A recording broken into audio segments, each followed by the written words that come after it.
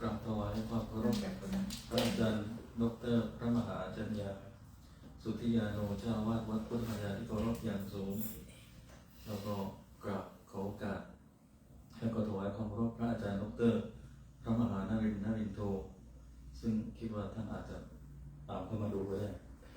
ตอนนี้ท่านอยู่ที่วอชิงตันดีซีนะครับแล้วก็ขอโอกาสท่านพระมหาวัชรินทร์อัคคการีปริญธรรมเจ้าประโยชน์ท่านก็เข้ามาแล้วก็ขอเชิญชวนญาติโยมสาธุชนทุกท่านที่นั่งอยู่ตรงนี้แล้วก็ที่กำลังติดตามครับวันนี้มี ขอบคุณท่านพระอาจารย์อาจารย์ดร.จันยานะครับที่กรุณามาตั้งกล้องให้ด้วยครับแล้วก็มานั่งด้วยก็จะพยายามรวบรวมสติพูดให้ กล้องที่สุดเพราะอาจารย์นั่งอยู่ตรงนี้แต่ว่าอาจารย์มาให้กำลังใจนะครับเดี๋ยวไปเลย อ๋อครับมีงานครับขอบคุณอาจารย์เบื้องต้นมากครับ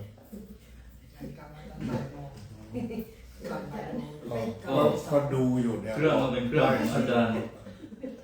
ตั้งกล้องของอาจารย์แล้วก็ตั้งให้ทุกอย่างของอาจารย์หมดเลยลงปิดให้นะตรงนี้ปิดก็อย่างที่ทราบกันว่าวันนี้ท่านอาจารย์ดร.พระมหารินทร์ท่าน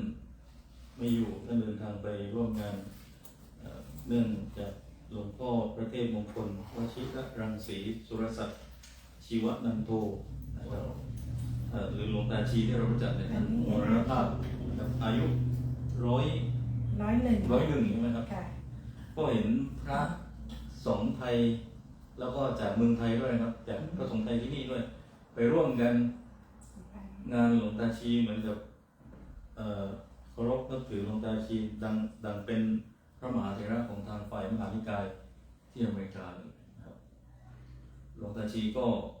เป็นพระรูปแรกที่เรามารับรู้ว่าท่านมาเริ่มที่นี่แล้วก็มรณภาพก็ท่านเลือกที่จะจัดการศพที่นี่โดยปกติก็โดยส่วนใหญ่จะส่งกลับไทยนะครับแต่ว่าท่านมาเริ่มชีวิตที่นี่ตั้งหลักที่นี่แล้วก็เป็นพระมหาเถระที่วัดมหานิกายคณะสงฆ์ฝ่ายมหานิกายให้ความเคารพนะครับวันนี้ไปกันเยอะอยู่ตามเพจตามเฟซได้เลยก็พูดถึงท่านนิดหน่อยเพราะว่าพระหลายรูปเข้าไปที่นั่นอย่างเยอะพูดนิดหน่อยเผื่อวัดอื่นเข้ามาตามดูอยู่ที่นั่นไหนนะที่วัดวัดไทยดีซีวัดไทยดีซีหรือวัดไทยกรุงวอชิงตันดีซีรัฐแมริแลนด์นะครับท่านเป็นพระธรรมทูตด้วยแล้วก็เป็นพระสงฆ์ไทยชาวภาคอีสานนะครับเดิมทีเนี่ยท่านเป็นคนจังหวัดนครพนมนะครับอำเภอมุกดาหารเสียงได้ไหมโยมเสียงเหมือนใต้เสียงมันได้ยังไม่ได้เลยเดี๋ยวไม่ได้นะลงใต้ไปแล้วโอ้ไม่ได้เลยซึ่งปัจจุบันเนี่ยอำเภอมุกดาหารเนี่ยก็กลายเป็นเขตปกครองท้องที่ของอำเภอคำชะอีจังหวัดมุกดาหารนะครับเป็นจังหวัดที่อยู่ในการปกครองของนครพนมก็เล่าให้ฟังว่าพระสงฆ์ไทยเราส่วนใหญ่เนี่ยเป็นชาวภาคอีสานเยอะที่มาส่วนใหญ่ก็คือประชากรพระสงฆ์ชาวอีสานจะมากกว่าภาคอื่นนะครับแล้วก็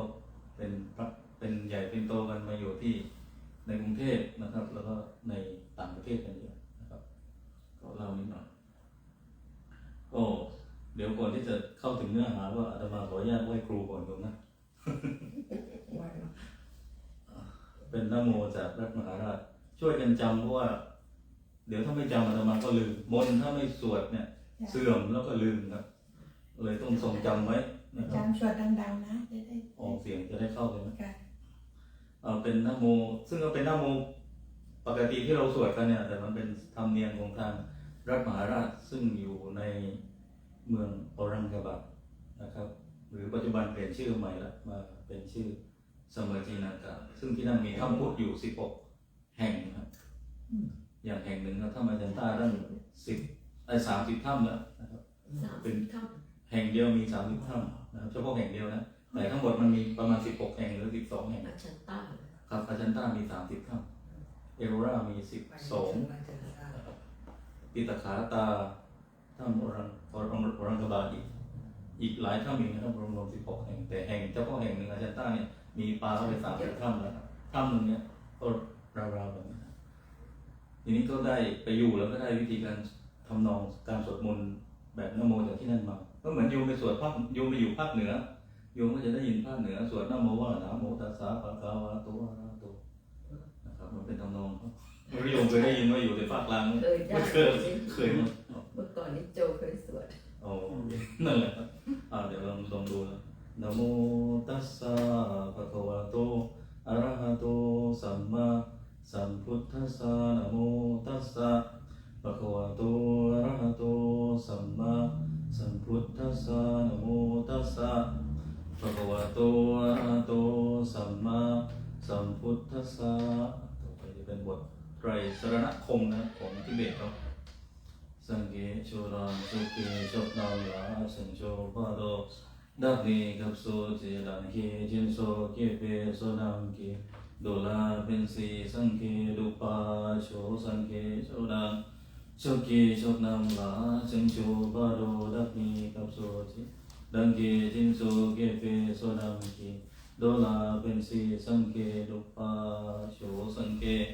โชดังโชกีโชนามลาสังโชปะโดดักนีกับโซเจดังเกจินโซเกเปโซนังเกโดลาเป็นสีสังเกดุปาโชเซนเจนัมกีสัมปาลังโลเจจิตาจิตาวะเสสุงทัตมงเทกปายโชกีคุลู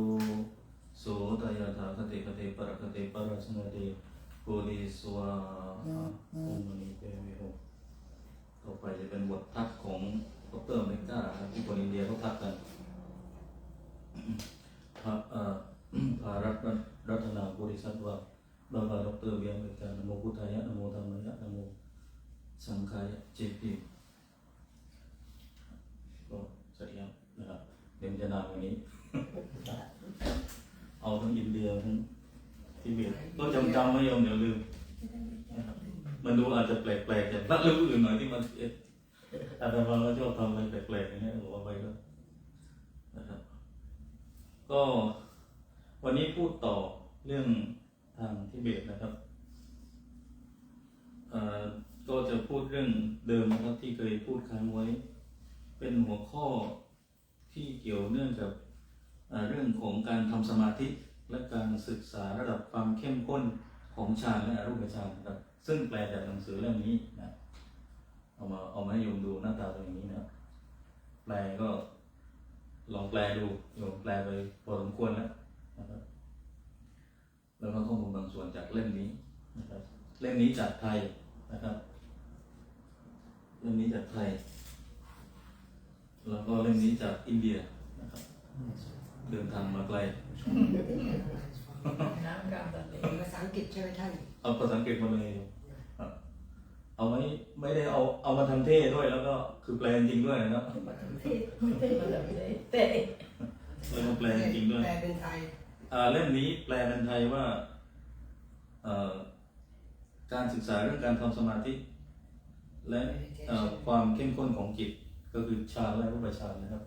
ภาษาอังกฤษเนี่ยเขาใช้คำว่า study and practice of meditation study practice of the meditation ซึ่งคนเขียนก็เป็นAmerican scholar ครับมาจาก University of Virginia โอ้ เป็นภาพหรอครับท่าน อะไรนะ เป็นภาพเขียนหรือเปล่า เป็นการเขียนเป็นงานรู้สึกเป็นงานวิทยานิพนธ์ครับเป็นงานวิชาการที่ศึกษาเรื่องฌานและรูปฌานรูปฌานและรูปฌาน แต่คนเขียนไม่ได้เป็นพระมาก่อนนะ คนเขียนเป็นผู้หญิงรู้สึกแต่รู้สึกหน้าตาเขาก็จะมีคล้ายๆลูกครึ่งอินเดียนะแต่เขาเป็นอาจารย์ที่เวอร์จิเนียUniversity of Virginia ทีนี้เรื่องที่จะพูดเนี่ยมันเป็นส่วนที่อยู่ในระบบการศึกษาใน2 วัดนะครับก็คือวัดเดปุงโรสลินกับเดปุงโกมัง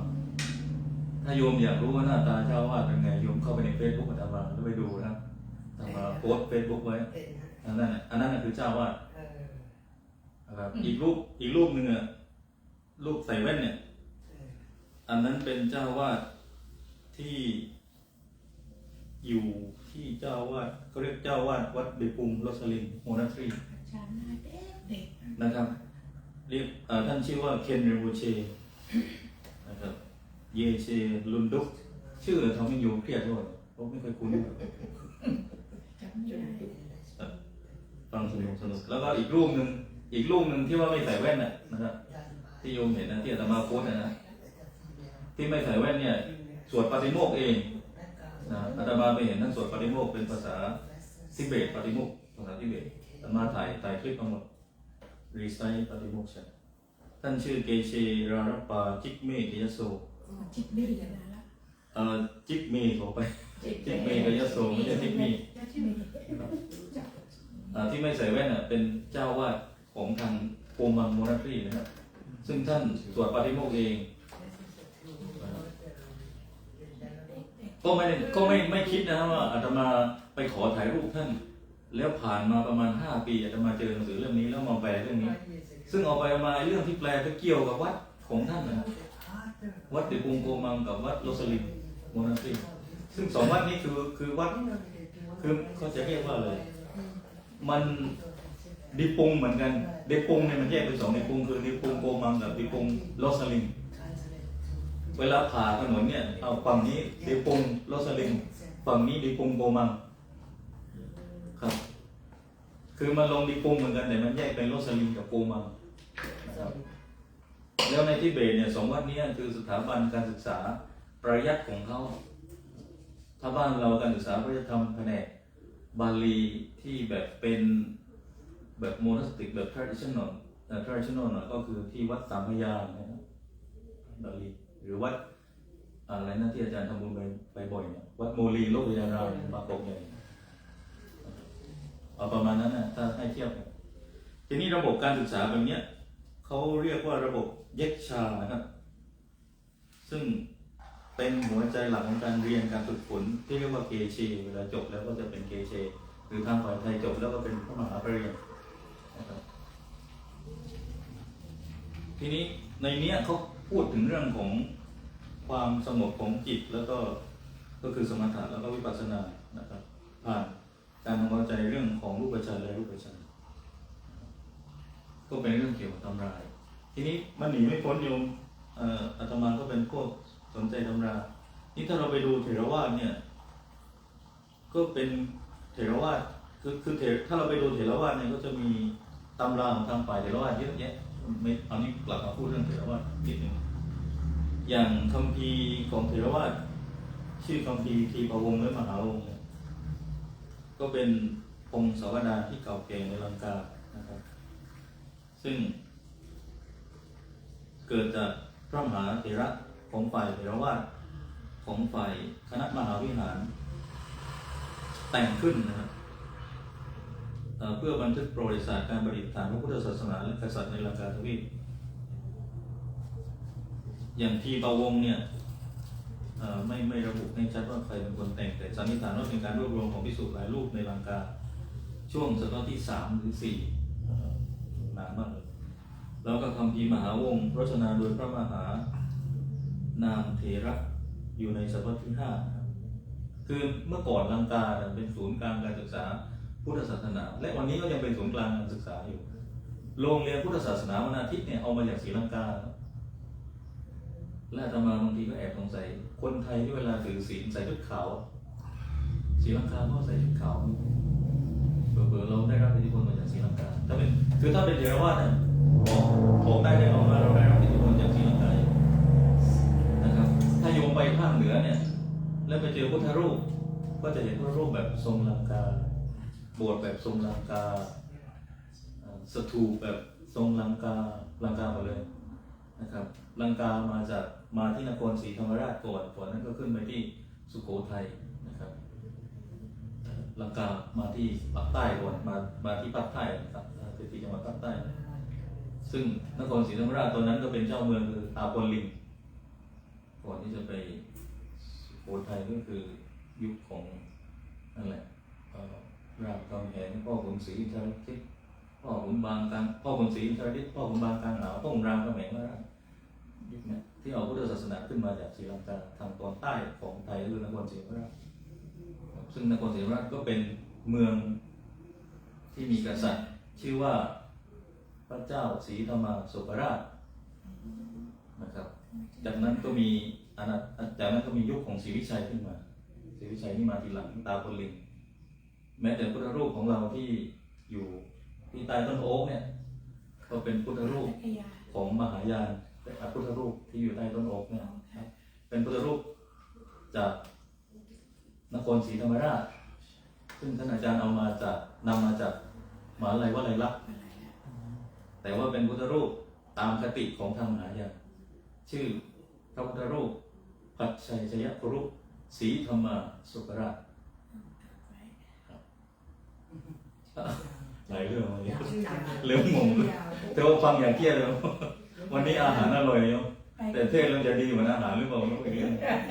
อาหารอร่อยทุกอย่าง อันนี้ก็กลับมาที่ศรีลังกาต่ออันนี้คัมภีร์ทีโบมาผมอาตมาพูดไปหลายรอบแล้วแต่ว่า ชื่ออะไรนะอาจารย์เมื่อกี้ไทยสัจยกรุศรีธรรมาสุกราช ครับ โยมจดไว้ อ๋อได้เป็นพระพุทธเจ้านะครับฝ่ายยาเวลาถ้าโยมมีโอกาสได้ไปแถวทิเบตไปแถวทางเหนือหิมาลัยจันเนี่ยไปวัดทิเบตเนี่ยโยมจะเห็นพระพุทธเจ้านี้อยู่ในโรงพยาบาลของทิเบต ว่าเขามี เขาจะเอารูปพระเจ้าพัชชยครุพัชชยครุเนี่ยติดไว้เลยซึ่งรูปท่านเป็นรูปสีเขียวเป็นวรกายสีเขียวนะครับเนี่ยถ้าเป็นพระเจ้าแล้วมีรูปเป็นสีเขียวแบบภาพพันต้าอย่างนี้ภาพพันต้าอันนี้สันนิษฐานได้เลยว่าพระพุทธเจ้าพัชชยครุซึ่งเป็นพระเจ้าฝ่ายยาซึ่งอาตมาตอนไปอยู่ธรรมศาลาเวลาเข้าโรงพยาบาลเราต้องไปเข้าโรงพยาบาลคนทิเบตเขาเรียกว่าเมนสิคังโรงพยาบาลทิเบตโรงพยาบาลทิเบตเขาเรียกว่าเมนสิคังแล้วเราก็จะไปเจอพุทธเจ้าฝ่ายยาของเขาทีนี้ถ้าโยมไปวัดมหายานเนี่ยโยมเจอพุทธเจ้า3 รูปอย่างน้อยนะโยมซึ่งเป็นชาวเถรวาทเนี่ยพอไปเจอวัดมหายานพุทธรูปเจอพุทธเจ้า3 รูปก็อาจจะไม่คุ้น3 รูปก็บางทีอาจจะคิดไปเลยว่า3 รูปนี้คือพระพุทธเจ้าเหมือนกันหมดถูกต้องพระพุทธเจ้าเหมือนกันแต่ชื่อต่างกัน ชี้ไหลเขา ชีไหล 3 รูป หรือว่า ชื่ออะไรนะ เพนเทาซันพุทธาก็ได้ทั้งก่อนที่จะมาไปนะครับกว่าคือหัวไปวัดจีนโยงเข้าไปแต่พุทธรูปอย่างน้อย3 รูปรูปตรงกลางคือพระสัมมาสัมพุทธเจ้าตรงนี้พระสัมมาสัมพุทธเจ้าซ้ายขวาก็จะกระดาษไปด้วยอมิตาภาพแล้วก็พระชัยชนะปุรุบางที่อาจจะมีอีก4 รูปก็คือไวโรจนะแล้วก็มีกสิติคันเข้าอีกที่จ้างฝังผูสา ทำไมมีหลายรูปนะเพราะว่าเป็นหลายปางหรือไง ในคติมหายานเนี่ยมีของเขาเนี่ยมีแบบนี้มีพระพุทธเจ้าแบบนี้และในคติมหายานก็เชื่อว่าพระพุทธเจ้ามีมากไม่ต่างจากเม็ดทรายไม่ได้บอกพระพุทธเจ้าเป็นเม็ดทรายนะแต่ว่าจำนวนมันมากเหมือนกับเม็ดทรายจักรวาลนี้มีหลายจักรวาลแต่เราอย่าไปว่าเลยมหายานเลยบทสวดเนี่ยบทสวดที่พระท่านไปสวดเวลาขึ้นบ้านใหม่งานแต่งงานพระไทยต้องสวดบทนี้สัมพุทเทอัตวีสัจจะบทนี้ซึ่งบทนี้พูดถึงพระพุทธเจ้าประมาณอาตมาบอกอ่านประมาณ3 หน่วย10 100 พันหมื่นแสนล้าน3,000 ล้านเลย584,192 พระองค์ซึ่งอยู่ในบทสวดสัมมาสัมพุทธะเดี๋ยวถ้าไม่ถูกต้องเลยเดี๋ยวให้ท่านวัชรินทร์ช่วยเช็คอีกที จักรวาลอื่นเลยท่าน ซึ่งไอเนี้ยคือพุทธเจ้าที่อยู่ในบทสวดสัมพุทเทบทสวดเจริญพุทธมนต์ในฝ่ายเถรวาทเรานะโยมในฝ่ายเถรวาทเนี่ยซึ่งในมหายานเนี่ยก็มีพุทธเจ้าหลายพระองค์เหมือนกันเปรียบเหมือนพุทธเจ้ามีมากเหมือนดั่งเม็ดทรายมีเยอะ ราะฉะนั้นคติจึงไม่ต่างกันโดยเนื้อหาของสัมพุทเทของเทรวาสเราเนี่ยมี5 ถึง542,028 พระองค์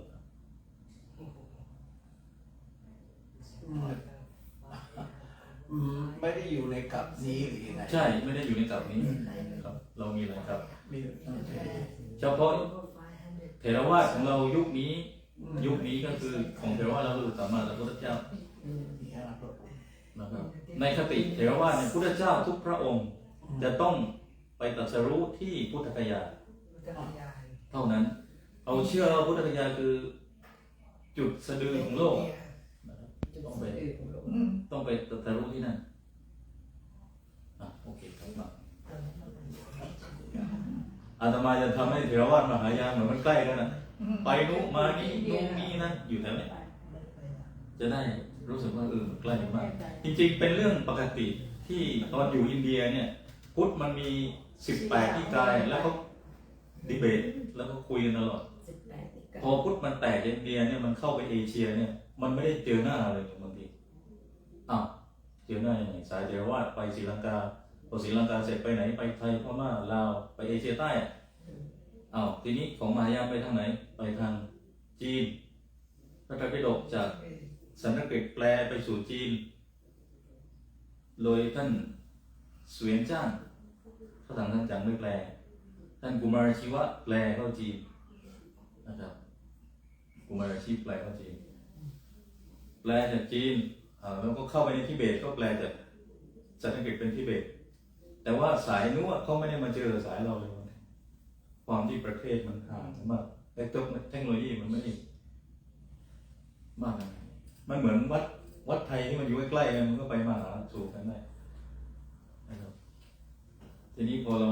อยู่กันไกลๆเนี่ยมันก็ความเข้าใจกันก็ไม่ค่อยมีมากมันดูเป็นความแปลกอันนี้เป็นข้อสันนิษฐานของนักวิชาการชาวอเมริกาฝรั่งเขาสันนิษฐานไว้นี่ถ้าโยมไปขุดดูเนี่ยภาคใต้วัดสวนโมกเนี่ยเราเห็นแม่ลูกโยมเคยไปสวนโมกเนี่ยโยมจะเห็นเขาเจ้าแม่กวนอิมไทยเนี่ยเราเรียกเจ้าแม่กวนอิมนะจีนเรียกว่ากวนชีอิมทิเบตเรียกเซนเมซิกสันสกฤตเรียกว่าอวโลติเกสวาระตกลงอันเดียวกันหมดเลยเนี่ยเป็นคติมหายานแต่ไปอยู่ที่สวนโมกเพราะขุดพบไปที่แถวชยาพบเสียงของเจ้าแม่กวนอิมหรืออวโลติเกสวาระเป็นภาษาสันสกฤตในอินเดียเนี่ยเขาเรียกอวโลติเกสวาระเป็นสันสกฤตภาษาไปภาคอีสานไปขุดพบวัชรปานีปัทมปานีซึ่งวัชรปานีปัทมปานีก็เคยอยู่ในถ้ำชั้นใต้โลล่าขนาบข้างพุทธเจ้าคติมันไม่เหมือนนะแต่ละยุคอย่างไปดูวัดมหายานยุคเมื่อกี้โยมบอกว่ามีพุทธเจ้า3-4 รูปพอในอินเดียคติมหายานมีพุทธเจ้านั่งอยู่ตรงกลางขนาบข้างวัชรปานีปัทมปานีในจีนเคารพเจ้าแม่กวนอิมมากเคารพมากพอในทิเบตก็เคารพเจ้าแม่กวนอิมถึงขนาดว่าเขาเชื่อว่าองค์ทรมะเนี่ยกลับชาติมาเกิดของเจ้าแม่กวนอิมในปางหนึ่งเจ้าแม่กวนอิมมี1,000 กว่าปางในทิเบตเขาเคารพตารามากกรีตาราไว้ตาราองค์ตะเรตุตะเรตุเรโซแต่ในจีนไม่เท่าไหร่ไม่ได้รับความนิยมเท่าไหร่ เจ้าแม่กวนอิมเนี่ยเป็นพระโพธิสัตว์แต่ยังไม่ได้เป็นตรัสรู้เป็นพระพุทธเจ้า ถูกใช่ คือยังไม่ถึง เขายับยั้งไว้เขาไม่อยากเขาเชื่อว่าเขายับยั้งไว้เขาอยากจะมาช่วย ยังไม่อยากไป ช่วยแต่คติของพระเจ้าเราเนี่ยสัมมาสัมพุทธเจ้าเนี่ยก็คือตรัสรู้ไปแล้วก็ไม่กลับมาแล้วการกลับมาของทางเถรวาทเวลาเรามองว่าการกลับชาติมาเกิดเนี่ยคติเถรวาทมองว่ายังมีตัณหาอยู่จึงกลับมาเกิดแต่ตมาคุยเรื่องนี้อะไรนะการที่เถรวาทกับการที่เราเถรวาทเนี่ย แนวคิดเถรวาทการกลับมาเกิดเนี่ยถือว่ายังมีตัณหาอยู่ โอเค นะครับยังมีกิเลสอยู่พูดง่าย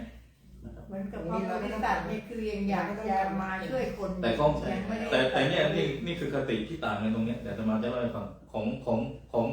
องทางเถรวาทเราไม่มีคติแบบพระโพธิสัตว์ที่ว่ากลับชาติมาเกิดเพื่อช่วยคนนะไม่มี ของเราเป็นพระโพธิสัตว์ก็ในแง่ของท่านในความคิดของท่านอาจารย์พุทธทาสก็คือพระโพธิสัตว์คือหมายความว่าคิดที่อยากจะช่วยคนอื่น เป็นตัวเราเนี่ยเราก็เป็นพระโพธิสัตว์นะครับมีมีคติของพระโพธิสัตว์อยู่ปัญญาบารมีทานบารมีทานศีลมันมีหลักของ6บารมี10บารมีอยู่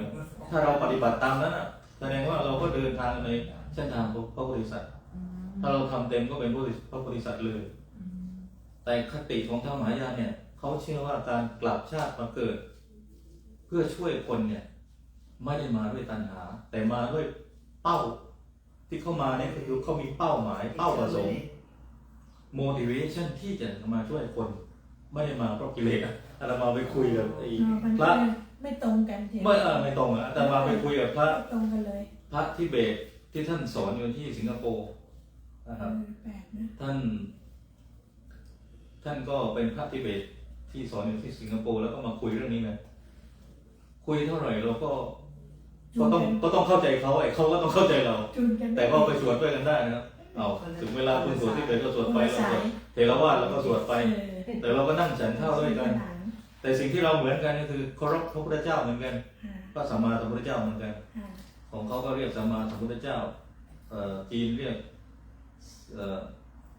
สื่อเจ้ามันเนโฝถูกไหมโยม ว่าไปตามนั้นของทิเบตเนี่ยหรือมาทางมหายานเราเรียกว่าปัจเจยกรุเราเรียกว่าสัพยมุนีพุทธเจ้านะครับแต่ก็คือพุทธเจ้าแหละนะครับอันนี้สิ่งที่มันยังเชื่อมกันได้อยู่ หลักของกรรมหลักของปฏิจจสมุปบาทเนี่ยเหมือนกันสุญญตาความว่างอย่างนี้เหมือนกันหมดนะครับทีนี้เดี๋ยวเราค่อยขยับเข้ามาแล้วนะ จะคุยเรื่องฌานด้วยครับ เนี่ยจะเข้าเรื่องโคมเลยออกไปเยอะเลยตอนนี้เข้าไปฌานแล้ว เข้าฌานหรือยังครับ ยัง เข้า บ ไปแล้วในคนนึงก็ ใน างคนเข้าแล้ว แต่ก็เป็นฌานที่มาจากข้อมูลของฝ่ายทิเบตนะโยมศึกษาฝ่ายเถรวาทมาเยอะแล้วเนี่ยเรามาว่าได้มาฟังท่านอาจารย์จัญญาซึ่งเป็นลูกหม้อพูดง่ายๆลูกหม้อจากสวนโมกโยมเห็นรูปอาจารย์หนุ่มๆถ่ายรูปคู่กับอาจารย์พุทธทาสไหมอาตมามีรูปนั้นนะเก็บไว้อยู่ แล้วก็มีกับอาจารย์ คือโยมโชคดีนี่เป็นกำไรของชีวิตโยมและเป็นคุณภาพของชีวิตโยม เห็นไหม เนี่ยคือคุณภาพของชีวิตได้กินอาหารนอกจากอาหารอร่อยมีสมุนไพรแล้วเนี่ยเรายังได้รับประทานอาหารธรรมโอสถจากอาจารย์ถ้าเป็นภาษาอังกฤษเขาเรียกว่า the same lineage อาจารย์ท่านเรียนรู้เรื่องสุญญตาจากท่านอาจารย์พุทธทาสจากหลวงพ่อปัญญาเพราะฉะนั้นโยมเนี่ยมีความเข้าใจเรื่องเถรวาทเนี่ย ก็แสดงว่าตามกันมาตั้งแต่ชาติที่แล้ว อันนี้ เป็นมากใช่ ตามปฏิพุทธน่ะถือว่าถูกต้องหมดแล้วทีนี้คำถามก็คือว่าทำไมเราต้องศึกษาเรื่องของการเข้าถึงฌานนะครับทำไมเราต้องศึกษาเรื่องการเข้าถึงฌานบางคนบอกว่าฝึกฌานเพื่อที่จะฝึกกสิณเนี่ยโยมเคยฝึกกสิณไหม เพื่อไปถึงวิปัสสนาก สิณเนี่ยฝึกเพื่อที่จะให้เกิดสมถะก่อนโยมเคยได้ยินวัดหลวงพี่ที่ว่ามาสวดปาฏิโมกข์ที่วัด ต้องพิเศษละ หลวงพี่สิทธิ์อาจารย์ของท่านเนี่ยท่านเล่าให้ฟังว่าโอ้อาจารย์ท่านเนี่ยเล่นกสิณฝึกกสิณเนี่ยจนมันไม่ถึงขั้นเผาแต่ไฟมันติดได้เลย โอ้โห อย่างเมื่อก่อนเขาก็เล่ากันว่าอาจารย์ยันตระเนี่ยนะเมื่อก่อนนะตอนที่ท่านยังไม่ได้เจอเรื่องแบบนี้ถึงขนาดกสิณได้ไฟมันติดเลยเนาะให้กสิณแล้วในกสิณเนี่ยมันมี10 อย่างซึ่งไอ้10 เนี่ยมันอยู่ในวิสุทธิมรรคกสิณ10อสุภะ10มนุสติ10ไอ้กรรมฐาน40 กองเนี่ยไอ้ฝึกเนี่ยฝึกเพื่ออะไรฝึกเพื่อจิตสงบแต่ไม่ใช่ไปสู่วิปัสสนาแต่ยังไม่ใช่วิปัสสนาถูกต้องยังไม่ตัดกิเลสแต่ถามว่ามันเอื้อต่อการเข้าถึงวิปัสสนาไหมโยมถ้าจิตสงบเนี่ยมันเอื้อไหม เอื้อ อาจารย์พุทธทาสพูดว่า มีดเนี่ยมันจะต้องคมด้วย และมันจะต้องหนักด้วย มันจึงสับหมูได้โยม ค่ะมันเป็นค่ะ สับกระดูกหมู ถ้าคุมอย่างเดียวไม่มีน้ำหนักก็ มีดที่หนัก คือสมถะความคมคือวิปัสสนา สับหมูเข้าไปแหม คือกิเลส หมูคือกิเลสแต่กิเลสมันไม่หมูเลยโยม ถามนิดนึงถ้าไม่เข้าถึงฌานเนี่ยโอกาสที่จะไปถึงวิปัสสนานี่ไม่ได้ใช่ไหม บางคนก็มีโอกาสครับจะบอกว่าไม่มีโอกาสก็ไม่ได้ สโก บางคนก็มีโอกาสนะ เช่ ครั น บ ใน อย่างสายพองยุคเนี่ยเขาฝึกแต่เขาเชื่อว่าเขาฝึกวิปัสสนาเลยสายพองยุคเนี่ยนะ7 วัน 7 เดือนตามสติปัฏฐาน4เนี่ยนะครับมันแล้วแต่ละคน7 วัน 7 เดือน 7 ปีบรรลุแน่อย่างน้อยโสดาบันขึ้น แต่ต้องฝึกให้ถูกกับอาจารย์นะแต่ว่าเนี่ยหลวงปู่ทองไม่ได้อยู่ถ้าโยมอย่าไปสายนี้ต้องไปเจอหลวงปู่ทองมรณภาพไปแล้วงั้นต้องไปไหนมหาศรีเสียโดยไปพม่าเลย มันแล้วแต่นิสัยด้วยนะ แล้วแต่ว่ากำลังจะบอกว่าเนี่ยเดินวิปัสสนาเลยนะครับแต่เนี่ยอาตมาก็ตั้งคำถามต่อว่าทำไมในฝ่ายที่เป็นเนี่ยเขามองว่าต้องมาสนใจเรื่องฌานเขาบอกว่าฌานไม่ได้มีเป้าหมายเพื่อความสงบหรือฤทธิ์เดชเพียงอย่างเดียว แต่มีวัตถุประสงค์หลักคือ 1. จิตที่ควรค่าแก่การงานจิตในระดับฌานที่ 4เป็นจิตที่นิ่งและทรงพลังที่สุดและเหมาะที่สุดสำหรับการนำเข้าไปพิจารณาเรื่องสุญญตาแสดงว่าถ้าไม่ได้ฌาน 4เนี่ย ก็ไม่ได้เข้าไปสู่ พิจารณาสุญญตาไม่เข้าใจคือมันเข้าใจระดับหนึ่งแต่มันไม่ถึงที่สุด เพราะฉะนั้นการเข้าใจสุญญตาคือมันไม่ใช่ไปนั่งอ่านหนังสือไปนั่งฟังเทศอย่างเดียว แล้วเราเข้าใจเลยเพราะฉะนั้นอาจจะไม่ได้ง่ายขนาดนั้นแต่มันเข้าใจระดับหนึ่งนี่ความหมายนะครับทีนี้ 2. การเชื่อมโยงสมถะและวิปัสสนาหากปราศจากกำลังของฌานปัญญาที่จะไปวิเคราะห์ความว่างจะไม่มีกำลังเพียงพอที่จะตัดกิเลสในระดับร่างนอกได้ บางคนก็มองว่าข้อความแบบนี้วิธีการสื่อสารเนี่ยมันไม่มีในทิเบตมันมีในเทรวาสอาตมาก็ตกใจมันเจอข้อมูลแบบนี้ในทิเบตนะครับถ้าเราย้อนไปดูครูบาอาจารย์ในสมัยโบราณเนี่ยคือกรรมฐานในประเทศไทยมันแยกออกเป็น 2 อย่าง 1. Asian meditation and modern meditation มันเป็นยังไงโยมเคยไปลองสายของสมเด็จพระสังฆราชสุกไก่เถื่อนนะสมเด็จพระสังฆราชสุกไก่เถื่อนกรรมฐานตามลำดับเป็นกรรมฐานโบราณที่เคยสอนให้กับสมเด็จพระเจ้าตากสินมหาราชมีรูปมีหมวกสมเด็จพระเจ้าตากอยู่ที่วัดราชสิทธาซึ่งวัดใช่ไก่ชนนี่แหละที่วัดราชสิทธาเนี่ยมีการฝึกกรรมฐานตามลำดับกรรมฐานโบราณเนี่ยจะมีการให้สวดคาถาก่อนมีการขึ้นครูมีการสวดคาถามันจะมีคาถากำกับนะครับเนี่ยเป็น Asian meditation ถ้าโมเดิร์น ถ้าโมเดิร์นอย่างสายหลวงปู่ชา ยังไม่เสร็จ เขาไม่เน้นกรรมฐานเขาไม่เน้นมันเท่าท่องคาถาอยู่ตรงนั้นอยู่ เดี๋ยวเอาแล้วระดับมันเป็นยังไงครับอันกรรมฐานเอเชียนนะ โอเค มันมี อันนี้ยังไม่ศึกษาไม่ถึงขนาดนั้นรู้แค่ว่าเขาใช้เนี่ยคาถาเนี่ยกำกับ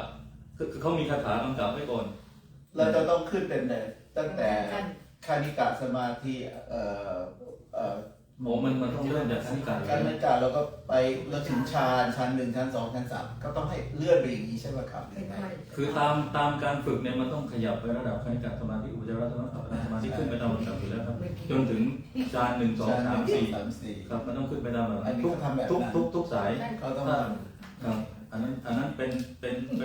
สเต็ปเป็นโครงสร้างมันขึ้นไปนะแต่เพียงแต่ว่าอาตมากำลังพูดว่าถ้าเป็นสายหลวงปู่ชาเราจะไม่เห็นว่ามีคาถากำกับเขาก็นั่งสมาธิก็กำหนดเลยใช่ไหม ใช่ พุทโธใช่ไหมกำหนดเลย แต่ถ้าเป็น Asian meditation เป็นแบบโบราณดั้งเดิมเนี่ยในไทยนะเราก็จะเห็นว่ามีคาถากำกับใช่ไหมอย่างสมเด็จพระสุกไก่เถื่อน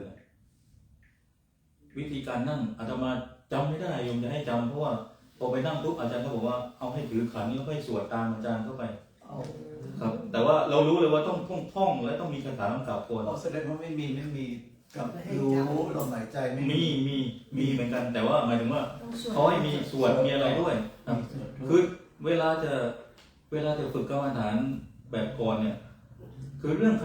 คาถาคือฝึกให้จิตสงบบางทีนะหรือจิตฝึกให้จิตมีพลัง แต่ระยะหลังโยมจะเห็นไหมว่าอ้าวโยมนั่งสมาธิหลับตาเราจะเห็นแบบนี้หมดเลย meditation ทำให้มิติของไอ้พวก คือเราอย่าไปคิดเรื่องขลังอะไรหรือว่าการมีคาถากำกับเนี่ยแต่ว่ามันช่วยให้เราเนี่ย จิตมันสงบจิตมันมีพลังมีความมั่นใจนะครับ แต่แล้วแต่บางคนจิตแข็งก็ไม่จำเป็นต้องไปเที่ยวสวดอะไรหรอกนั่งปุ๊บให้มันถึงจริงอะให้เข้าถึงวิปัสสนามันรู้เลยไม่ต้องลงสมถะก็ได้แต่สำหรับบางคนคือเนื่องจากแต่ละคนมันจะดิบไม่เหมือนกันนะโยมนะนิสัยใจคอกรรมแต่ละคนมันไม่เหมือนกันนะครับ อย่างหลวงปู่อีกท่านหนึ่งที่ยายนึกถึงก็คือนั่งแบบนี้หลวงปู่โตเนาะ ใช่ หลวงพ่อหลังงงมากเลยนั่งกรรมฐานแบบไหนนั่งแบบนี้ไม่เคยเจอที่ปกตินั่งแบบนี้เจอหลวงปู่โต เฉยๆเป็นท่านั่งหรือท่าน นั่งกรรมฐานนะครับ แล้วก็มีตัวเป็นปีมีลูกปัด มีลูกปัดเนี่ยมีไอ้เขาเรียกอะไรนะนะครับ ประคำขอบคุณมากที่เบรกเขาเรียกมาลา เป็นกำมือไงเป็นกำมือ เป็นเทพที่เบรกเรียกมาลาถ้าไปดูสายเมื่อก่อนเนี่ยประคำเนี่ยหนึ่งละหลวงพ่อสมเด็จโตก็ใช้หรือทางเหนือครูบาศรีวิชัยใช้ไม่ได้ใช้เพื่อเทศเขาใช้เพื่อนับจริงๆเขาเรียกตอกประคำถ้าเป็นสายเหนือตอกของถ้าเป็นทิเบตนับซ้าย ก็นับเพื่อให้เกิดความสงบอีกนะครับ ไม่ใช่ พ่อทองรัดไงก็นะ รู้ว่าเท่าไหร่ต้องถือประจ ท่านนับประจ นอกประจำมีหลายรูปด้วยคลิกออกมาคือ แล้วหลวงปู่โตก็จะมีคาถาพระคาถาเมื่อก่อนคาถาอาคมนะครับทีนี้ ถ้าเรามาดูสายสวนโมกสายหลวงพ่อชาเนี่ยไม่ให้เน้นเรื่องคาถาคือฝึกก็ฝึกเลยลงหมายใจเข้ายาวรู้จักรู้ไม่รู้บางคนก็พยายามจำแนกว่า ถ้าเป็นสายสวนโมกเนี่ยเป็นสายพุทธปัญญาเป็นสายฝึกแบบสายปัญญาทีนี้ลูกศิษย์ไปดูลูกศิษย์อาจารย์พุทธทาสแต่ละคนโอ้เป็นนักวิชาการทั้งนั้นเลยพวกนี้อีกกลุ่มคือกลุ่มหลวงปู่ชาก็เป็นอีกกลุ่มฝรั่งที่แบบชอบนั่งสมาธิคือไม่ต้องมีอินเทลเล็กชวลมากไม่ต้องมีความเป็นสกอลเลอร์เลยไม่ต้องเป็นทิงเกอร์ไม่ต้องเป็นนักคิดถ้าเป็นนักคิดต้องมาสายสวนโมกก็ดูลูกสุรักษ์ศิวรักษ์อยู่จะนับหรือเปล่าก็แล้วแต่นะ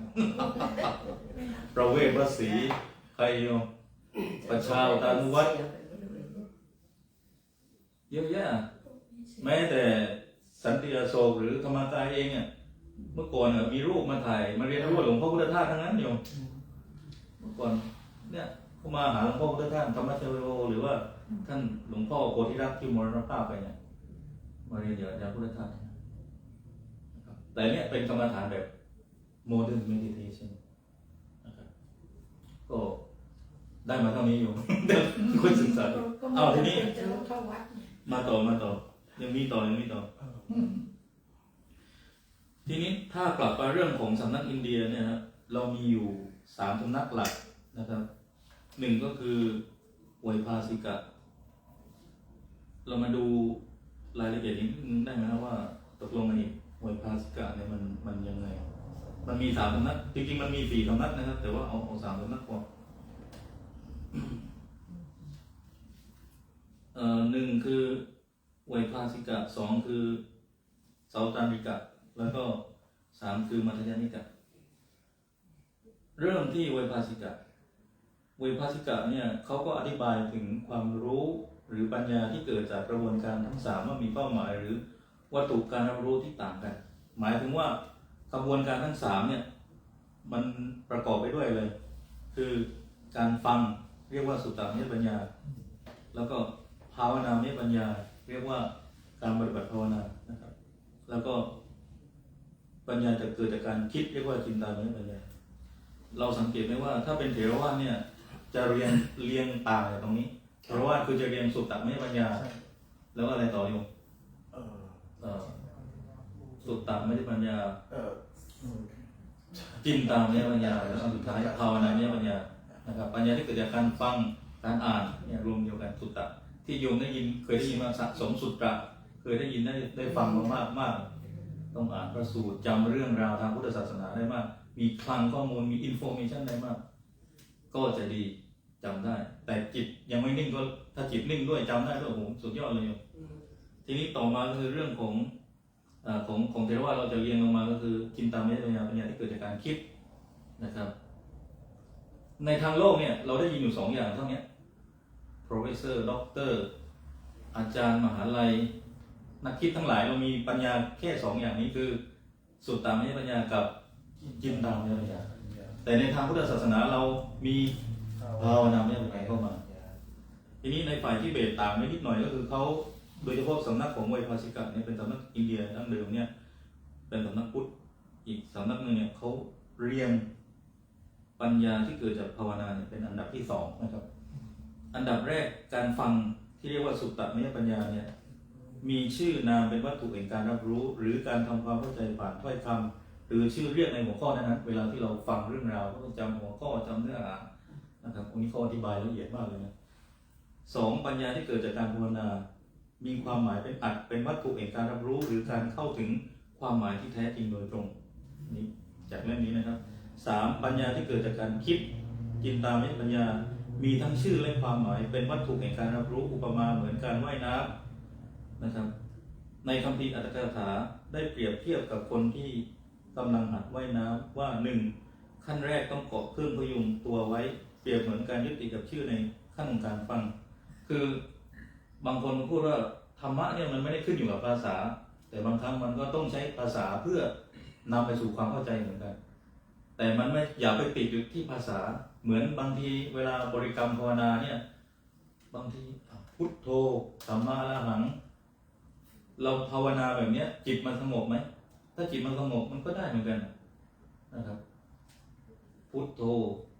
หรือว่าพองหนอยุบหนอนะครับเทคนิคในการฝึกกรรมฐานเนี่ยมันมีทั้ง40วิธีให้จิตมันสงบในธรรมฐานกรรมฐาน40ที่ว่าทีนี้อันสุดท้ายก็คือสามารถว่ายน้ำเองได้อย่างอิสระเปรียบเหมือนการเข้าใจความหมายโดยตรงอันนี้หมายถึงขั้นภาวนาแล้วไม่ติดที่ภาษาแล้วไม่ติดที่อักษรไม่ติดที่นิกายแล้วเข้าถึงแล้วเห็นความเชื่อมโยงแล้วนะครับแต่ว่าการอธิบายแบบนี้มีข้อโต้แย้งนะครับธรรมดาที่เขาจะโต้แย้งกันในอินเดียนะพุทธเนี่ยโต้แย้งกันซึ่งฝ่ายโต้แย้งนี้เขาเรียกว่าฝ่ายสำนักพุทธเสาตันติกะนะครับเสาตันติกะเนี่ยค้านมุมมองของไวยภาสิกะที่อาตมาพูดไปเมื่อกี้นะครับโดยมองว่าการนิยามว่าปัญญาเกิดจากการคิดมีชื่อและความหมายเป็นวัตถุนั้นไม่ได้ช่วยสร้างความชัดเจนหรือสถานะเฉพาะตัวให้กับปัญญาระดับนี้เลยหากไม่สามารถระบุถึงสภาวะที่จบจงได้ปัญญาจากการคิดก็อาจดูเหมือนไม่มีอยู่จริงเนื่องจากมันเป็นเพียงการปะปนระหว่าง2ระดับแรกนะครับเขามีความเห็นที่ต่างไปแต่จริงเป็นเรื่องปกติของพุทธในทางประวัติศาสตร์เนี่ยถือว่าเป็นเรื่องปกตินะครับ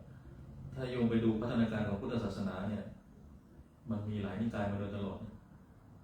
เพราะคนมันคิดไม่เหมือนกันจิตใจมันต่างกันเป็นเรื่องธรรมดาแต่ของเราเนี่ยคิดต่างกัน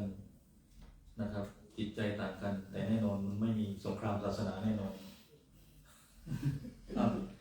เขาเป็นแค่ดีเบตนะครับสายพุทธวจนะดีเบตกับสายไหนครับท่านคริสก็ดีเบตว่าเนี่ยต้องเอาคำของพระเจ้าอย่างเดียวแล้วในพระไตรปิฎกเนี่ยมันไม่ได้มีแค่คำของพระเจ้านะมันมีคำของพระโมคคัลลานะคำของพระอานนท์ถ้าเราไม่ได้พระอานนท์เนี่ยสัตตุตันตปิฎกไปเรียบร้อยเลยไม่รู้จะไปเล่าอย่างไร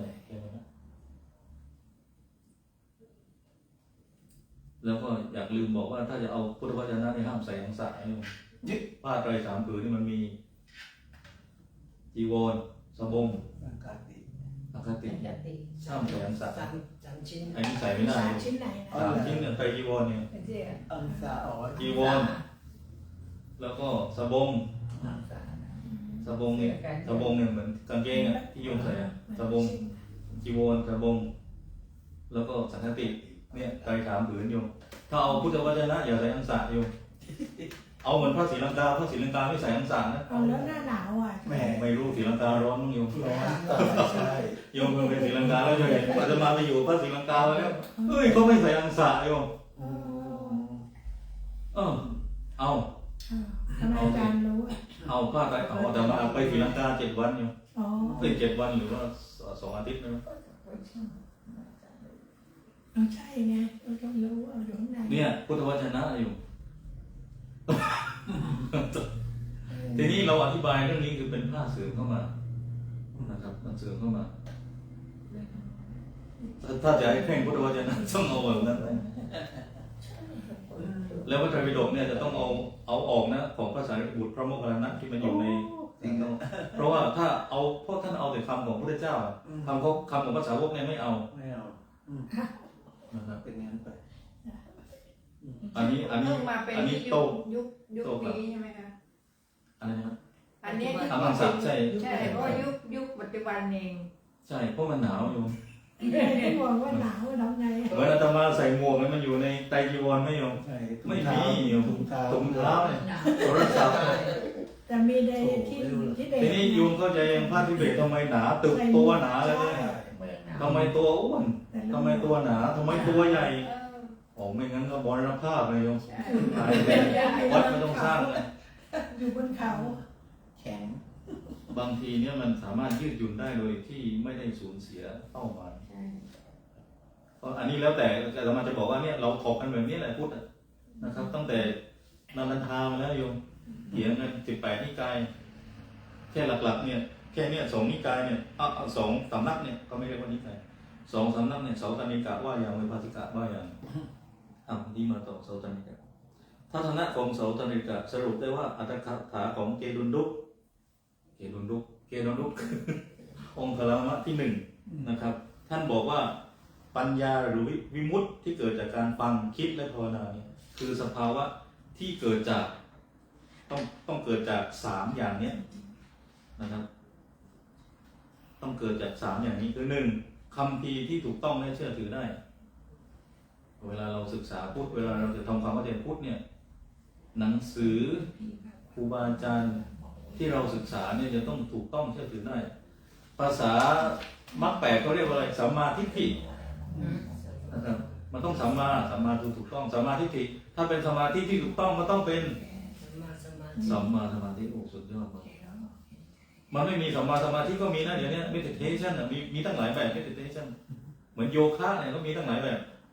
แต่เมื่อก่อนโยคะในอินเดียเนี่ยศาสนากับโยคะมันเรื่องเดียวกัน แต่ทุกวันนี้โยคะเนี่ยมันแยกออกมาจากศาสนาเลยเป็น secular exercise เป็น secular spirituality secular คือแยกออกมาจาก religion แยกออกมาจากtraditional นะครับแยกออกมาโยมเก่งเรื่องศัพท์ภาษาอังกฤษไปเช็คเนี่ยมันจะมีศัพท์ secular Buddhism secular spirituality secular religion เป็นศัพท์ฝรั่งเขาคิดนะ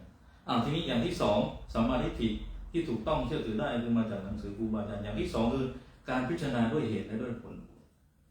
อันที่3คือสมาธิที่ตั้งมั่นต้องประกอบไปด้วย3 อย่างนี้ในสิ่งที่จะทำให้สำเร็จได้ที่เกิดจากสุตตมยปัญญาแล้วก็จินตมยปัญญาแล้วก็ภาวนามยปัญญาแล้วต้องประกอบไปด้วย3 สิ่งนี้นะครับซึ่งอันนี้องค์ธรรมะที่1ว่าไว้เกดุนดุกนะครับจำชื่อง่ายดีนะครับเกดุนดุกเป็นองค์ธรรมะที่1ปัจจุบันเนี่ยองค์ธรรมะองค์ที่14แล้วอยู่องค์ธรรมะเขาก็จะเรียงเนชั่นปรับชาติมาเกิดต่อเนื่องกันเขาเชื่อกันอย่างนั้นของเราไม่มีระบบแบบนี้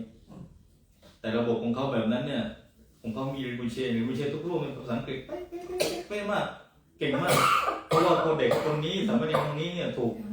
ทำให้เชื่อว่านี่มันกลับชาติมาเกิดเนี่ยเขาจะต้องใส่เลยไป ให้เรียนภาษาอย่างดีให้กินอย่างดีฝึกกระทั่งว่า เวลาโยมเข้ามาหาเนี่ยเราต้องต้อนรับโยมยังไงเขาต้องเรียนถึงเขาต้องเรียนที่เขาเรียกว่าการปลูกฝังองค์คุณพระโพธิสัตว์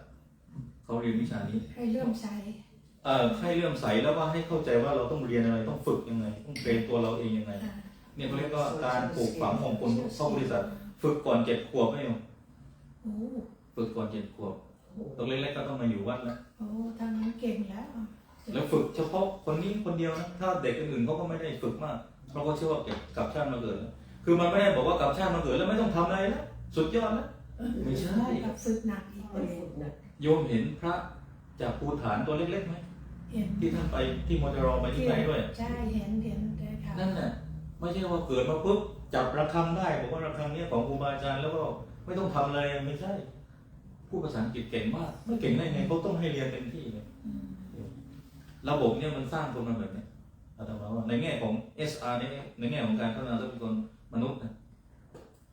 เขาฝึกมาอย่างนี้รับรองริโมเชเนี่ยไม่เสียชื่อริโมเชเนี่ยคำว่าริโมเชคือพระทุกรูปไม่ได้เป็นริโมเชไม่ได้กลับชาติมาเกิดเหมือนกันทุกรูปแต่พวกริโมเชคือพวกกลับชาติมาเกิดเนี่ยต้องให้เรียนแบบนี้ไม่ฝึกเพราะฉะนั้นพระของเขาคือภาษาอังกฤษนี่เป๊ะมากหลายท่านที่เจอมาภาษาจีนภาษาอังกฤษคือเขาให้เรียนเต็มที่นะครับแต่พระไทยเนี่ยได้เปรียบเพราะอะไรระบบของพระไทยพูดเรื่องพระนี่หนึ่งตัวพระทิเบตเนี่ยเวลาทิเบตแตกมาเนี่ยเขาไม่ได้เรียนป .1 ป .2 ป .3 ป .4 ไฮสคูลอะไรเขาไม่ได้เรียนเหมือนเรา ถ้าเขาจะเรียนมาคือเรียนมาแต่ทางบัลลิทาง education แบบ monastic life ของเขามาเลยเวลาเขาจะมาอยู่เมืองนอกเขาต่อตรีต่อโทต่อเอกไม่ได้นะพวกเขาไม่รู้จะเอาวุฒิอะไรมาเทียบ ไม่มีวุฒิมาเทียบ ใช่เพราะว่าพอแตกปุ๊บเขาไม่ได้เรียนตามไฮสคูลแล้วพระอยู่แต่วัดก็เรียนตามระบบวัดเลย แต่พระไทยเนี่ยระบบพระปริยัติธรรมของพระไทยเนี่ยแยกออกเป็น2 ระบบหนึ่งคือพระปริยัติธรรมแผนกสามัญเรียนม.1 ม.2 ม.3 ม.4 ม.5 ม.6 เรียนนักธรรมจะไปเรียนบาลีหรือไม่เรียนบาลีก็ต่อตรีโทเอกอันนี้คือระบบพระปริยัติธรรมแผนกสามัญแผนกบาลีเอาเรียนไปเลยครับนักธรรมจนถึงประโยค 9เรามี2 ระบบนี้แต่พระทิเบตมีระบบเดียวนะครับแต่พระทิเบตทำไมได้ภาษาอังกฤษไว้เพราะว่าโอ้โหเขาต้องพุ่งชนนะเพราะว่าเขาต้องฝึกถ้าไม่ฝึกเขาไม่รอดเขาอยู่อินเดียเนี่ยเขาต้องฝึกวัดเนี่ยต้องเช่าพระไปอยู่อาตมาเนี่ยต้องจ่ายค่าเช่าไม่จ่ายไม่ได้ เพราะว่าไม่รู้เขาจะต้องจ่ายที่ว่าที่ที่เขาสร้างวัดเนี่ยมันไม่ได้ที่แล้วซื้อขาดเหมือนวัดพุทธปัญญาเลยเพราะว่าเขาไปเช่าอินเดียอยู่เพราะมันรีฟูจีมันมีบางที่ที่ให้ไปเลยอย่างเซาท์อินเดียเนี่ยอย่างเชียงในเนี่ยแต่ว่าดารัมชาลาเนี่ยเช่าเพราะฉะนั้นเขาจึงต้องเก่งถ้าไม่เก่งไม่รอดถ้าคุยภาษาอังกฤษไม่ได้จะหาสปอนเซอร์ที่เป็นฝรั่งเนี่ยมาซัพพอร์ตเรื่องการพูดเขาได้ยังไงจะหางบจากไหนมาอยู่ดูเลยว่าแล้วมีนานารีมีสามเนรีอยู่ในวัดด้วยนะครับถ้าไม่เก่งไม่พุ่งชนไม่รอดบีบตัวเองนะครับโอเคทีนี้มีการวิเคราะห์ของจำยังเซป้านะครับบอกว่าอย่างไรก็ตามจุดยืนนี้ยังคงเป็นที่ถกเถียงกันนะครับทั้ง2 สำนักเนี่ยเขาก็ถกเถียงกันและทุกวันนี้ในการเรียนของระบบของทางทิเบตของเจลุกเนี่ยเขาก็มีการดีเบตกันไหมเขาดีเบตกันเอาเรื่องพระสูตรมาดีเบตเอาเรื่องอภิธรรมมาดีเบตเอาเรื่องพระวินัยมาดีเบตมาทำแบบเอาอย่างตื่นเลยบอกไปก็ไม่ชอบ เพื่อให้มันชัดของเราเนี่ยมีอยู่แล้วของไทยเราเรียกว่าอะไรปุจฉา มีสัจนะ ปุจฉาวิปัสสนาช่วงนี้หายเงียบเลยปุจฉาคือถามวิปัสสนาต่อมาของเราเงียบเลยช่วงนั้น อาจารย์สุดจริง ไม่มี ใช่ ธรรมะเนี่ยเวลาเราเรียนแล้วเนี่ยจำอย่างเดียวไม่ได้ต้องมาเอาให้มันเคลียร์เหมือนที่ทิเบตเขามีระบบนี้ที่ว่าขันธ์ 5มีเท่าไหร่เราก็มี5ขันธ์ 5มีตัวตนหรือไม่มีตัวตนมีตัวตนหรือไม่มีตัวตน ไม่มี ไม่มีตัวตนแล้วทำไมจึงมีขันธ์ 5 อ๋อ ราะมัน มีแต่ ระบบ เนี่ยเริ่มรูปเวทนาสัญญาสังขารวิญญาณวิญญาณมีตัวตนหรือไม่มีตัวตน ไม่มี อ่าในขันธ์ห้ามีสองอย่างคือรูปกับนามทั้งมีตัวตนและไม่มีตัวตน รูปปังอนัตตาจะไปมีตัวตนได้ยังไงครับ อันนี้เป็นคำถาม รูปไม่ใช่ตัว รูปไม่ใช่ตัวตนสัญญาอนัตตา สัญญาอนัตตาไม่ใช่ตัวตน ไม่ใช่ตัวตน ผมก็ถามกับ คือไอ้พุทธปรัชญาเนี่ยไอ้วิชาปรัชญาเนี่ยมันตั้งคำถามกับที่จริงมันมีคำตอบแล้วครับมันมีคำตอบแล้วแต่วิชาปรัชญาเนี่ยมันทำให้เห็นว่าคำถามเนี่ยมันทบทวนคำตอบที่เรามีอยู่แล้วว่าชัวร์หรือเปล่าซึ่งมันจะต่างกับไอ้เรื่องของความคุ้นเคยเราที่เราโตมากับพุทธแบบบ้านเรานะครับเพราะของเราเนี่ยมองว่าท่านพระเจ้าถามเนี่ยวุ่นวายสับสนมันเป็นวิจิกิจฉาความลังเลสงสัยมันจะเข้าไปอยู่ในนิวรณ์ห้าซึ่งเนี่ยสายจีนเนี่ยชอบมากเลยพระจีนเนี่ยไปถกกับพระทิเบตจีนเนี่ยเขาเรียนมาทางยูคาจาระเรียนมาจากสุเวียนจ้างเรียนมายังจิตตมาตาเขาฝึกเรื่องจิตพวกเซนเนี่ยเป็นยูคาจาระนะครับมาถกกันที่ทิเบตปรากฏว่าทิเบตไม่เอาวิธีการฝึกแบบจิตไม่ต้องมาเถียงอันนี้แต่จีนเอาเพราะฉะนั้นพุทธในจีนจึงเจริญแบบพุทธแบบฌานแบบเซนแบบสมาธินะครับแต่ในทิเบตเขาเรียนตัดวิภาคเรียนเกลุกเรียนมัธยมิกะหนักมากเลยเพราะจริตนิสัยคนจีนมันไม่ชอบวุ่นวายเขาโตมาแบบนั้นแต่ในจีนยังมีทุกสายแต่ว่าสายที่ได้รับความนิยมคือสายของนี่แหละของท่านพระโพธิธรรมะเนี่ยตักโมเนี่ยสายฌานสายเข้ามาทีนี้ระบบการถกเถียงกันระหว่างไวภาสิกะกับเสาตมิกะที่พูดเรื่องสุตตมยปัญญานะครับปัญญาที่เกิดจากการฟังอินทรมยปัญญาที่เกิดจากการคิดภาวนาปัญญาที่เกิดจากการภาวนาสามอย่างนี้ที่จะเอื้อให้สู่งอกงามได้มันจะต้องประกอบไปด้วยความเข้าใจที่ถูกต้องในเรื่องของคัมภีร์ที่ถูกต้องเชื่อถือได้แล้วก็การพิจารณาด้วยเหตุด้วยผลมีสมาธิที่ตั้งมั่นข้อมูลเหล่านี้เนี่ยมันอยู่ในอัตถกถาของวสุพันธุซึ่งเป็นครูบาอาจารย์ของอินเดียซึ่งวสุพันธุก็พูดเรื่องฌานซึ่งอาตมาโพสต์อยู่ในเฟซบุ๊กในเรื่องฌานสี่คือที่พูดไว้เนี่ยเพราะว่าเดี๋ยวหาหลักฐานไม่เจอ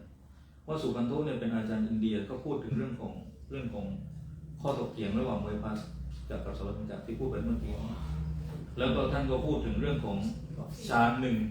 ถึงฌานสี่นะครับในส่วนของรูปฌานเรามาดูเรื่องของรูปฌานนิดนึงนะครับรูปฌานเป็นการฝึกจิตให้พ้นจากกามราคะคนมาถามว่ากามราคะเฉพาะเรื่องเพศหรือท่าน ไม่ใช่ ใช่เรื่องอะไรบ้างกามราคะเรื่องของความยินดีพอใจเช่นรสอร่อยจริง วันนี้อร่อยมาก ติดอร่อยมากเลยอร่อยมากเลยเหมือนที่ว่าเขาเคยอาจารย์สุเมโทเคยแซวกันอาจารย์เคยพูดถึง หอยดอง บอกหอยดองข้าวหอยดองอาจารย์สุเมโทเนี่ยมีโยมไปถวายของ อร่อยจริง แป๊บซี่อะไรเยอะไปหมดเลย ทุเรียน ปรากฏว่าอาจารย์สุเมโทหยิบแป๊บซี่ตั้งหลายกระป๋องเนี่ยเพราะว่าเขา ไม่ได้ฉันมันนะ เพราะว่าเขาโต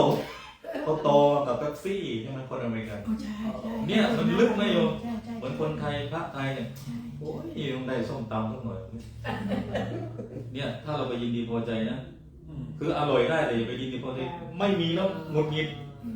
มีแล้วมันไม่ถูกลิ้นไม่อร่อยถ้าอย่างนี้มีปัญหา ยินดีได้แต่ไม่ อันเนี้ยคือกามราคะซึ่งไม่ใช่แค่เรื่องของเพศสัมพันธ์นะครับโอเค ก็ได้มองมันดีอย่างนี้นะ ฌานเนี่ยประกอบไปด้วยฌานหนึ่งเนี่ยประกอบไปด้วยวิตกวิจารปิติสุขเอกตาจิตเริ่มสงัดจากกามคือถ้าโยมฝึกฌานสมาธิจริงๆเนี่ยโยมไม่ต้องได้ฌานนะแค่โยมฝึกเข้าคอร์สกรรมฐานสักเอาเดือนเดียวพอโยมเดือนเดียวพอเอา7 วันก็ได้นะจะเริ่มรู้สึกแล้วว่ามีความสุขกับการได้นั่งสมาธิ ติดแล้วนะจากติดรสอาหารเนี่ยไปติดสุขจากการได้อยู่เงียบๆได้นั่งสมาธิมันติดเหมือนกันแต่มันไม่ไปติดอาหารแล้วมันไปติดความสงบความสุขคนอย่างไรญี่ปุ่นไปนั่งสมาธิดีกว่าอยู่เงียบมันดีขึ้นไหมดีขึ้นแต่ยังไม่หมด แต่มันดีขึ้นไหมดีขึ้นมันดีกว่าจะไปติดกับกัญชาบุหรี่เหล้าหนังไม่ติดแล้วมาติดรสอาหารเอาไม่ติดรสอาหารแล้วมาติดเรื่องนั่งสมาธิอยู่เงียบๆอ่านหนังสือติดเหมือนกันแต่ติดใครมารบกวนหงุดหงิดแต่จริงๆแล้วใครมารบกวนหน่อยต้องไม่หงุดหงิดต้องยังมันเป็นอย่างนี้แหละอันนี้อารมณ์ของวิปัสสนามันเข้ามาช่วยได้เพราะคนที่ฝึกแต่สมถะเนี่ยจะขี้หงุดหงิดง่ายแต่ถ้าวิปัสสนาเนี่ยมันจะเดี๋ยวมันเงียบลงมันคงไม่ดัง24 ชั่วโมง คือตั้งอยู่ตัดไป คือเราไม่ถึงวิปัสสนาสูงสุดเป็นพระอรหันต์หรอกแต่เราน้อมนำวิธีการของวิปัสสนานี่มาช่วยแก้ปัญหาในชีวิตประจำวันเราได้นะครับไม่งั้นถ้าเราฝึกแต่สมถะอยากให้จิตมันสงบตอนนี้มันไม่สงบอย่างนี้หงุดหงิดอย่างนี้ไม่ใช่วิปัสสนาเข้ามาช่วยได้อันนี้ฌานแรกนะจิตมันสงัดจากกามนะไม่อยากเที่ยวแล้วไม่อยากเข้าผับแล้วอยากอยู่เงียบๆนะครับเด็กวัยรุ่นมันมีนะมีกลุ่มพวกนี้อยู่นะครับใกล้จบเลยเอาอย่างที่สองคือวิตกจากละจากวิตกวิจารปิติสุขเอกตาจิตมีความผ่องใสภายในอันนี้เป็นฌานสองฌานสามคือละเขาเรียกว่าฌานสามเนี่ยฌานสองนี่คือมีความผ่องใสภายในอันนี้ถ้าโยมฝึกกรรมฐานมาเนี่ยน่าจะเข้าใจอยู่แล้วว่ามันหมายความว่าไงอย่างที่สามคือฌานสามละปิติสุขเอกตามีความเป็นกลางและสติสัมปชัญญะสติมันจะมีละเอียดขึ้นมากขึ้นสายทองยุคเนี่ยถ้าโยมไปนั่งกินข้าวเนี่ยเขาฝึกถึงขนาดว่าย ก โอ้ ยกหนอย กหนังยาว เคี้ยวหนอ จากเดิม มันจะได้กิ ปื น นหนอ มือสั่น คน นะ เดียว มือเดียวที่กินทัน เที่ยวกี่ครั้ง พระที่เคยผ่านพระที่เคยผ่านอบรมธรรมทูตมาเนี่ย1 เดือนอย่างน้อย ต้องทำเหรอ ต้องเจอแบบเนี้ยนะครับแต่ถ้าเรียนมจรเนี่ยปริญญาตรี4 ปีเนี่ยปีละ10 วัน10 วัน10 วันคือต้องเจอแล้วแต่ถ้าเรียนโท30 วันเรียนเอกเดือนเรียนเอก4-5 วัน เดือนครึ่ง ครับเดือนครึ่งอันนี้หมายถึงตามหลักสูตรที่เขาให้เราต้องทำอยู่แล้วนะแต่พระจริงๆเราต้องทำปกติทีนี้ถ้าเราอันนี้คือฌานสามนะครับสติมันจะละเอียดขึ้นจะเห็นเลยว่าอารมณ์พอใจอารมณ์ไม่พอใจอารมณ์กุศลอารมณ์อกุศลอารมณ์เฉยๆกุศลอกุศลและอภิยาติคืออารมณ์ต่างๆฌานสี่ก็คือจิตบริสุทธิ์ถึงที่สุดพร้อมแก่การใช้งานนะครับทีนี้อรูปฌานสี่โยม แต่ฌานสี่นี่เห็นว่ามันต้องลดลงมาไม่ใช่หรอครับถึงจะเป็นวิปัสสนาได้เพราะว่าฌานสี่นี่ไม่ได้คิด ฌานสี่มันต้องลดลงมาหมายถึง คือการฌานสี่นี่มีต่างๆอย่างเดียวเราไม่ได้คิดนะใช่ป่ะ ฌานสี่ก็ละสุขและทุกข์เหลือเพียงอุเบกขาแล้วก็เอกตานะครับอุเบกขาคือความวางใจเอกตาคืออารมณ์เดียว ตอนนั้นจะมีวิปัสสนาไหม คำถามโยมลึกดีมีวิปัสสนาไหมอาตมาก็ไม่ถึงฌานสี่ตอบยากแต่ถ้าตามหลักการเนี่ยมันน้อมนำคือถ้ามันอาตมาคิดว่าถ้ามันเกิดปัญญาด้วยมันเกิดวิปัสสนาได้ ถึงว่ามันว่ามันไม่ได้เกิดอยู่ตลอดเวลาก็ตามนะครับคืออาตมาไม่คิดว่าการฝึกสมถะอย่างเดียวมันจะไม่มีวิปัสสนาเข้ามาช่วย หรือเราบอกว่าเราฝึกวิปัสสนาอย่างเดียวแล้วมันไม่มีสมถะเข้ามาช่วยอาตมารู้สึกว่ามันเกี่ยวเนื่องกันระหว่างการฝึกสมถะและวิปัสสนาเพียงแต่ว่ามันจะไปหนักตรงไหนมากกว่ากันหนักกว่าไหนหนักมากกว่ากันเพราะว่าการฝึกอยู่ที่วิธีการฝึกนั้นด้วยแต่อารมณ์ของสมถะและวิปัสสนาเนี่ยมัน มันเกี่ยวเนื่องมันอยู่ด้วยกันตลอดมันไม่ได้แยกขาดอย่างนั้นแต่ว่า คือถ้าที่เคยเรียนของพระวิญญาณถ้าพานสี่ไปแล้วถ้าหากว่าไปไม่เกิดปัญญา มันจะกลายเป็นโพรหมคือมันจะเป็นแบบ มันไม่มีอารมณ์มันไม่มีแต่ว่ามันจะตะลุไปทางโน้น มันเป็นทางไหน ก็เป็นพรหมไงหมายถึงว่ามัน ก็เป็นผมอยู่แล้วละถึงสี่แล้วอ่ะ ใช่ถึงสี่ไงแต่ถ้าเกิดวิปัสสนาขึ้นมาเนี่ยมันก็จะอีกอันหนึ่งที่ตอนที่เรียน เพราะว่าถ้าถึงบอกว่าถ้าปฏิบัติแล้วนิ่งแบบไม่มีอะไรเลยมันก็จะไปหลุดไปเป็นทุกข์ อันนี้หมายถึงฌานสี่ใช่ไหม ใช่ค่ะคือ อย่างที่ท่านบอกเมื่อกี้ ถ้ามันไม่เกิดปัญญาขึ้นมาเนี่ยมันมีโอกาสที่จะไปเป็นพรหมที่เขาบอกเป็นพรหมลูกฟ้าพรหมอะไรทั้งหลายเนี่ยก็เพราะว่ามันปัญญามันไม่ได้เกิด คือจริงๆถ้าเดินแต่สมถะเนี่ยมันก็เป้าของสมถะคือเป็นพรหมอยู่แล้ว ใช่ นะครับขึ้นอยู่ว่าพรหมแบบไหนตามไปตามลำดับนะครับไม่ใช่เป็นเทวดาแล้วนะครับขึ้นระดับนั้นนะครับ แต่ที่เมื่อกี้ที่ท่านอ่านให้ฟังบอกว่า ถึงระดับฌานสี่เนี่ยบอกว่าเป็นระดับที่มีที่ปัญญาที่สมาธิที่จะแบบว่าไปใช้ได้ใช่ไหมฮะเมื่อกี้ ฌานสี่ของต้องบอกว่าเป็นข้อเขียนของท่านวัดสุพันธุนะครับท่านบอกว่าละสุขและทุกข์เหลือเพียงอุเบกขาและเอกคตา เหมาะสำหรับที่จะไปใช้ ครับกรรมฐานที่ควรแก่การงาน การงาน ครับคิดว่าพอถึงตรงเนี้ยคือละสุขและละทุกข์เนี่ยเรามานึกถึงบทสวดบทหนึ่งที่เราอาจจะเคยสวดกันเป็นบทแรกที่อาจารย์มาพูดกันว่าละทุกข์ละสุขละความพอใจและความไม่พอใจออกเสียได้ พี่น้อง คือมันละได้จริงๆนะมันละได้จริงๆในช่วงเวลานั้นแล้วมันละได้ถาวร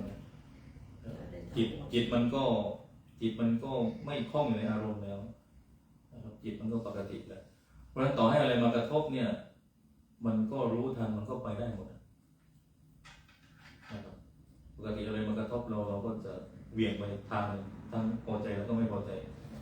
แต่ถ้าเราฝึกถึงขั้นนี้เนี่ย มันเป็นเอก มัน มันไม่เวียน ไม่เหวี่ยงละจิตมันจึงควรค่าแก่การงานทุกอย่าง คนค้ากับการงาน เพราะฉะนั้นการงานทุกอย่างที่เราทำเนี่ยมันไม่ใช่คืองานทุกอย่างมันไม่ใช่มันมีหลายเรื่องเข้ามาใช่ไหมแต่นี่คือควรค่าในการงานทุกอย่างทั้งแย่บ้างไม่ดีบ้างอันนี้เป็นเรื่องของสมถะแต่ต่อมาว่ามันไปถึงนั้นแล้วนี่มันไปได้ไกลแล้วมันคืออันดับแรกเราต้องลองฝึกคือโยมก็ฝึกมาแล้วนะจริงๆอ่ะมันจริงๆต้องมีความต่อเนื่องฝึกแล้วก็ต้องมีต่อเนื่องไปอีกก็หาโอกาสให้ตัวเองสักอาทิตย์นึงอะไรเงี้ยครับอาตมาเนี่ยเป็นพระที่อยู่ในกรุงเทพนะแต่พอปิดเทอมปุ๊บเนี่ยทันทีเดียวไปแล้วคือไปเนี่ยไม่ไปก็แล้วแต่กี่วันเดี๋ยวไปแน่นอนไปสวนโมกไปวัดป่าไปแล้วคืออย่างน้อยเราอาจจะไม่ถึงฌานแต่ว่าอาตมาว่ามันได้ความคมความกระจ่างชัดกลับมาตอนอยู่ในเมืองหลวงในกรุงเทพเพราะเลยไม่ได้ย้ายจากกรุงเทพมันได้กุศลกรรมมามันได้นิสัยมาครับอย่างน้อยอ่ะคือไม่ให้ตกนรกอย่างน้อยให้กลับมาเป็นมนุษย์อย่าให้ตกนรกอย่างน้อยขึ้นโสดาบันคือเหมือนท่านอาจารย์พุทธทาสบอกว่าโยมเนี่ยต้องอย่าทิ้งนิพพานนะคืออย่างน้อยต้องโสดาบันแล้วโสดาบันเนี่ยในยุคของพระพุทธเจ้าเนี่ยหลายท่านก็เป็นโสดาบันใช่ไหมครับวิสาขาอนาถาบิณฑิกาคืออาตมาว่าระดับโยมมันไม่ได้เกินความสามารถเลยนะ ท่าน ครับโยม อย่า มี พูดเลยต้องอีกการ อย่าดูถูก โย ตัว ม เอง โอ้พุทธศาสนาเนี่ยให้โอกาสของคนอยู่ แบบว่ารู้มากเกินไป หรือว่า ดูว่า สักกายทิฏฐิเนี่ยเป็นเรื่องที่ลำบากที่สุดที่จะละได้ สักยะทิฏฐิเนี่ยเราฝึกถ้าในทิเบตในทิเบตเนี่ยเราต้องฝึกเขาเรียกว่าโพธิจิตตะฝึกโพธิจิตตะโยมไม่อ่านโพธิปัญญาตาระก็ได้ ว่าไงครับ โยมไปอ่านในโพธิจัญญาวัตระของท่านวสุปันตุก็ได้เดี๋ยวพิมพ์ให้มันมีเทคให้อ่านอยู่ อ๋อที่ท่านเคยบอก ก็เลยอาจารย์ สักยทิฏฐิมันเป็นเรื่องของอะไรเรื่องของอัตตาตัวตน ใช่ตัวตน ตัวตนเนี่ยที่จะยาก เรื่องของอีโก้ ซึ่งมนุษย์ปัจจุบันเรามีกันหมดแต่ถ้าเราฝึกเนี่ยมันจะทำให้ humble มันทำให้อ่อนซึ่งอาจารย์ที่ว่าสายมหายานสายพิเศษเขาฝึกกันเยอะเรื่องพวกเนี้ย เหรอ เขามีคำอยู่2 คำสรุปขั้นของเขาก็คือ compassion and wisdom compassion มาก่อนนะไม่ใช่ปัญญามาก่อนนะกรุณาและปัญญา แต่มันก็ยังไม่ใช่หลักสักกายทิฏฐิถึงจะถ่อมตน แต่ฝึกให้มันลดเบาลงได้เยอะ ลดได้อะไรได้แต่ว่าไอ้ติดที่มันยังติดอยู่ที่ตัวเนี่ยยังรักตัวอย่างเงี้ยมันจะ เรา ยาก ต้องค่อยๆไป ยังเห็นคน ค่อยๆไป ถ้าเห็นคนถ้าเห็นยังเป็นพี่เปล่งเนี่ยยังเห็นเป็น ได้ก็ เป็น อย่าง เนี่ เงี้ ย ย อันนี้ ตัว ไม่ อย่าง ใช่ เงี้ยอันเนี้ยตัวเนี้ย เห็นเป็นท่านนี่ก็ไม่มีละยังไม่มี เห็นเป็นขันธ์ห้าเห็นเป็นธาตุ เห็นเป็นคนนู้นคนนี้นี่ไม่ ใช่ ได้ ยังเห็นเป็นตัวเราอยู่นะ อย่างน้อยเราก็ ไม่ รู้ ทอง รู้ เล เลย ย ข้าว ก็พยายามลดได้แต่ อย่างน้อยเรา ตัวเรา ค่อยๆฝึกไปโยมค่อยๆฝึกกัน ใช่ พยายาม ก็ถึงบอกว่ามันอีกนาน เป็นตัวเรียกมองอันนี้เรายังเป็นตัวเราอยู่นี่แหละถึงได้รู้ว่ามันจะทำไม่ได้ ฝึกเรื่อยๆฝึกต่อเนื่อง ต้อง จะ ฝึก ดี พยายาม สีติสุขอะไรเนี่ยอะไรเนี่ย ต้องมี เยี่ยม แล้วก็ ตอนนั้นก็เป็น อยากให้โยมลองหลายสำนัก เราอย่าไปโฟกัสว่าจะต้องสำนักนี้สำนักนี้ โฟกัสเฉพาะบนพุทธปัญญาไปบน คือลองเปิดดูว่าฝึกแล้วเนี่ยอารมณ์มันเย็นอารมณ์มันก้าวหน้าจิตมันโปร่งมันมีความสงบเนี่ยเราลองถามตัวเราดูแล้วลองไปดู ไอ้ตัวนั้นมันมีอยู่แล้วเวลาที่มันจะสงบจริงแต่ว่ามันพอเรานั่นที่ตัวเราเนี่ยคือเราก็ยังเป็นตัวเราอยู่เรายังละไอ้ตัวนี้ไม่ได้ คืออย่างอาตมาเนี่ยนะคือถ้าว่างๆเนี่ยก็คืออาตมาจะใช้วิธีแบบคือเราก็จะใช้วิธีหลายๆวิธีหนึ่งที่ชอบคืออาตมาจัดการตัวเองคืออยู่เงียบสองฟังบทสวดเทรวาสไม่ค่อยถนัดก็ไปฟังบทสวดที่เบสฟังคลิปครูบาอาจารย์ที่เขาสนทนาธรรมเนี่ยทั้งสายที่เบสสายเทรวาสฟังภาษาอังกฤษด้วยซึ่งเราฟังแล้วมันใจมันดีจังเลย ตอนนี้ใน YouTube อ่ะมันจะมีตอนมันจะโผล่ขึ้นมาเป็นพระหลวงพ่อฤาษีลิงดำอะไรเงี้ยพวกนั้นน่ะเนี่ยตอนเนี้ยพอเช้าพวกเนี่ยเปิดปุ๊บก็จะเจอท่านสอนแต่ละองค์มันจะสอนต่างๆมันก็ดี เพราะเรารู้สึกว่าแต่ละองค์ก็สอนไม่เหมือนกันเพราะอาจารย์นี้ก็สอนอย่างนี้หลวงปู่มีหมดแม้กระทั่งหลวงปู่สุขมีหลวงปู่มั่นมีอะไรหมดเป็นสั้นๆ เอาเราธรรมะจาก ตอนเช้าเนี่ยพอเปิดมาแล้วเราก็ฟังไปเรื่อย สันธนะเมื่อเช้า แต่ละองค์ก็สอนต่างกันเราก็ได้ในคนละอย่างหลวงพ่อฤาษีลิงดำท่านก็จะเน้นว่าให้นึกถึงพระพุทธเจ้าไว้แล้วก็ที่ทำมาจาก พอจิตจะดับก็พยายามคิดว่าไปนิพพานอย่างเดียว คือถ้าจะสอนแต่ละวันมันก็ไม่เหมือนกัน แต่ว่าเปิดดีอันนี้ดี ถ้ามีโอกาสมีเวลาคือเราต้องแบบมาอยู่ในวัดถ้ามีโอกาสถือศีล8คืออาตมาคิดว่าถึงขั้นนั้นต้องอยู่วัดเลยไม่จำเป็นที่ไปอยู่ตลอดนะแต่ว่าอาตมารู้สึกว่าแค่เพียงคือคนยุคนี้เขาฟังธรรมจากYouTube เลยอะไรเงี้ยอาจว่ามันดีตรงที่เลี้ยงอารมณ์จัดการอารมณ์แต่ถ้าอยากให้ถึงนะเพราะว่าต้องออกมาจากเขาเรียกว่านั่นน่ะ ออกมาปฏิบัติเอง ออกมาจากบ้าน ไปอยู่วัดเนี่ยต้องอย่างน้อย2 อาทิตย์ไม่ก็ไปนั่นไงไป ที่ไปไม่มันต้องอยู่เป็นอาทิตย์ถึงเป็นพวกนั้นมันจะได้ผล เพราะเราพอเราใกล้จะได้หน่อยเราต้องกลับแล้ว ใช่ มันต้องอยู่นาน ถือศีลวันพระจบมันไม่ได้ ใช่คือรู้ตัวว่าถ้าเราไปอยู่นานมากเนี่ยเราจะได้เยอะแต่ว่าไม่เคยได้อยู่นาน จะมีภาระทางครอบครัว ใช่เมื่อก่อนที่ไปทุก3 วันอยู่กับบริษัทไปติดกัน3 ปีเลยไม่ไปที่อื่น อาจารย์พระอาจารย์ ได้จริงแต่ว่าพอถึงจุดหนึ่งเราต้องกลับแล้ว ว่ายาวๆ3 ถ้าคือคิดว่าถ้าจะอยู่ได้มันต้องอยู่อย่างน้อย2 อาทิตย์ในวัด ก็มีคิดยืม นี่ก็ยังคิดว่าอยากจะไปพูดที่ชี เราดู ตอน เรา ที่ลูกชายบวชอย่างนั้นน่าจะได้ เอางั้นอาตมาก็จบไว้แบบนี้แล้วกันนะตอนนี้บ่าย2:20แล้วนะครับพยายามที่จะแบ่งความสนใจให้กับทุกท่านนะครับ อาจจะไม่ทั่วถึงต้องขอไปด้วย เอาพี่ปิดด้วย ขอบคุณขอโมทนากับพี่โยมที่มาศึกษาทำเข้าใจธรรมะกันวันนี้นะครับ ขอบคุณ ขอความสุขความเจริญก้าวหน้าในธรรมจงมีแก่ทุกคนทุกท่านขอเจริญพร สาธุ